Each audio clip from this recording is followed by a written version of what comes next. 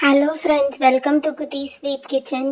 இன்றைக்கி நம்ம ஆந்திரா ஸ்பெஷலில் பொடி சாதம் எப்படி செய்யலான்றதை பற்றி பார்க்கலாம். அதுக்கு அரை கப்பில் துவரம்பருப்பு இதை போட்டு நம்ம வறுத்து எடுத்துக்கணும். நல்லா ரோஸ்ட் பண்ணிக்கோங்க. பொன்னிறமாக நல்லா ரெட் கலரில் சிவப்பாக ஆகணும், அந்த வரைக்கும் வறுக்கணும். அப்போ தான் நல்லா ஃப்ளேவர்ஃபுல்லாக நல்லா வாசனையாக இருக்கும். உங்களுக்கு எந்த கப்பில் வேணாலும் மெஷர்மெண்ட்ஸ் எடுத்துக்கோங்க. டம்ளர்னாலும் டம்ளர், கப்புனாலும் கப்பு, உங்கள் இஷ்டம். அதே அளவுலே எல்லா பருப்புங்களையும் போட்டுக்கோங்க. இப்போ அதை எடுத்து நம்ம ஒரு தட்டில் ட்ரான்ஸ்ஃபர் பண்ணியாச்சு. அரை கப்புக்கு மூங் தால், அதாவது பாசி பருப்பு எடுத்துக்கோங்க. இப்போ பார்த்திங்கன்னா அது தட்டில் நம்ம ட்ரான்ஸ்ஃபர் பண்ணி வச்சது. அதே மாதிரி பாசி பருப்பையும் நல்லா அரை கப் அளவுக்கு வறுத்து எடுத்துக்கணும். கொஞ்சம் நல்லா இந்த ஸ்டேஜ், கடைசி ஸ்டேஜில் இப்போ உடச்ச கடலை, பொட்டு கடலையும் போட்டுக்கோங்க. அதே மெஷர்மெண்ட் அரை கப்புக்கு நல்லா வறுத்துக்கோங்க. இப்போ இதையும் எடுத்து நம்ம ட்ரான்ஸ்ஃபர் பண்ணிடலாம். ஒன்ஸ் கொஞ்சம் கலர் வந்த உடனே எடுத்து பிளேட்டில் ட்ரான்ஸ்ஃபர் பண்ணிடுங்க. இந்த பருப்பு பொடி சாதம் ஒரு செம்ம ஹெல்த்தியான ரெசிபி. கண்டிப்பாக இதை நீங்கள் வீட்டில் செஞ்சு பார்க்கணும்.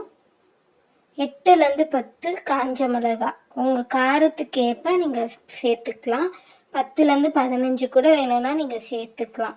இப்போ நம்ம 10லேருந்து 15 பல் பூண்டு, இது ஆப்ஷனல் தான், வேணும்னா நீங்கள் ஆட் பண்ணிக்கலாம். பூண்டு வறுக்கும் போது நம்ம ஒரு அரை டீஸ்பூன் அளவுக்கு ஆயில் ஆட் பண்ணி வறுத்து எடுத்துக்கணும். இது ஒரு ட்ராவல் ரெசிபி, மெயினாக பேச்சுலர்ஸ்க்கு. ஒரு நல்ல ஏர்டைட் கண்டெய்னரில் ஸ்டோர் பண்ணி எவ்வளோ 1 மந்த்துக்கு கூட வெளியே வச்சுக்கலாம். ஸ்டோர் பண்ணி ரைஸில் போட்டு சாப்பிடலாம். ட்ராவல் ரெசிபியும் கூட. இது ஒரு பர்ஃபெக்ட் லஞ்ச் பாக்ஸ் ரெசிபி. ஈஸியாக செஞ்சிடலாம் 5 மினிட்ஸில். ஸோ இந்த இன்க்ரீடியன்ட்ஸ்லாம் எடுத்து ரெடியாக வச்சுக்கிட்டிங்கன்னா நம்ம 5 மினிட்ஸில் பொடி சாதம் ரெடி பண்ணிடலாம். இப்போ இந்த ஸ்டேஜில் நம்ம 1 டீஸ்பூன் அளவுக்கு பெப்பர் போட்டுக்கலாம். மிளகு சேர்த்துக்கோங்க. 1 டீஸ்பூன் ஜீரகம் சேர்த்துக்கோங்க.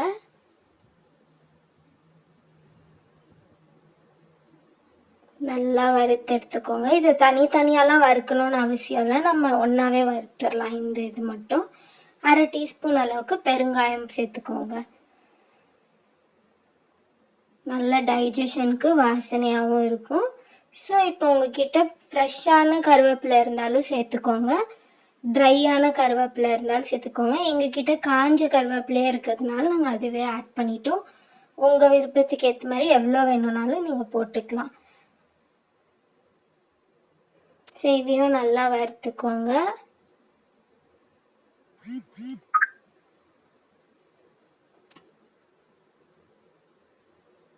இதை வறுத்துட்ட பிறகு அதே தட்டில் ட்ரான்ஸ்ஃபர் பண்ணிக்கோங்க.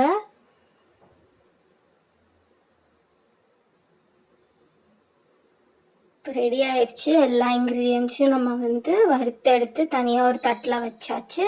இப்போ இந்த ஸ்டேஜில் நம்ம நல்லா ஒரு கல்லுப்பு, உங்களோட விருப்பத்துக்கு ஏற்ற மாதிரி தேவையான அளவுக்கு கல் உப்போ நார்மல் உப்போ எதுனாலும் நீங்கள் ஆட் பண்ணிக்கோங்க. கொஞ்ச நேரம் இது கூல் ஆகட்டும், வெளியே வச்சு கொஞ்சம் ட்ரை ஆகட்டும். அதுக்கப்புறம் நம்ம ஜாரில் போட்டு அரைச்சிடலாம். பருப்பு சாதம் ஒரு பொடி சாதம்.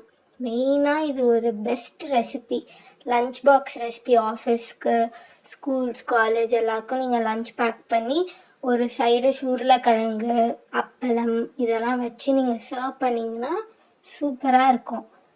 ஸோ இப்போ நம்ம ஜாரில் போட்டு அரைச்சாச்சு. பாருங்கள் எவ்வளோ சூப்பராக இருக்குது பாருங்கள்.